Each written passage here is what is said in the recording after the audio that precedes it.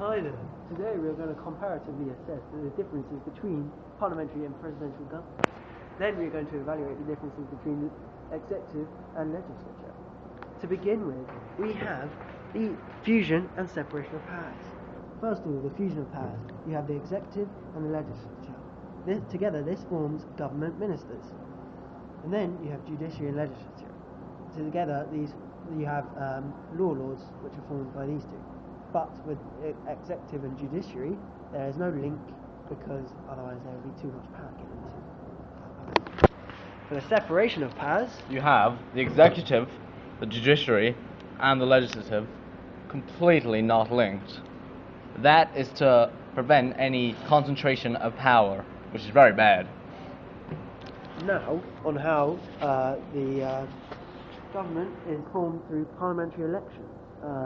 Party strength in Commons, it forms governments, and this happens in parliamentary governments, but in presidential governments, I believe the government is separately elected.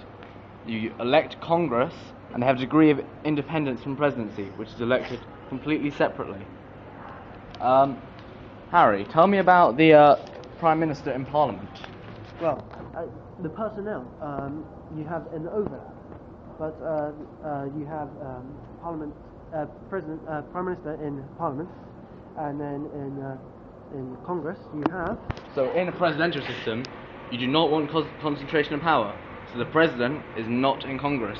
Again, that makes Congress stronger and a much stronger force than British Parliament because it is not interacted by the executive. They are completely separate.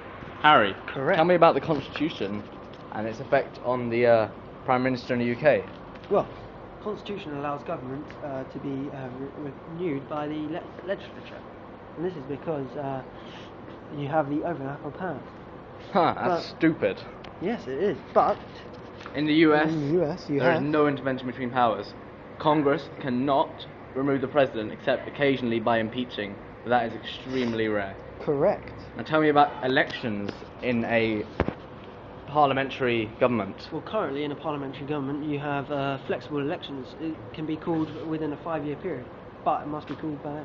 But in future, there's a new policy where there are elections, fixed-term elections every 5 years, much like the US version. That's right. In the US, presidential elections, we have a democratic 4-year fixed election, which is much better than a flexible election, which can be called any time by the Prime Minister.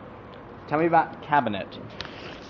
Okay, in a parliamentary government, cabinet is formed by the day's governing body, so the party with the majority, and then positions within the cabinet are chosen by the current day PM. So in this case, David Cameron would decide on those positions. And then in presidential, you have Obama is the president, and he has extreme control. That's just the way it is. Oh yes, hallelujah. Now, you have the head of state in government. In the UK and parliamentary, you have head of state separate from the head of government. Who's the head of state?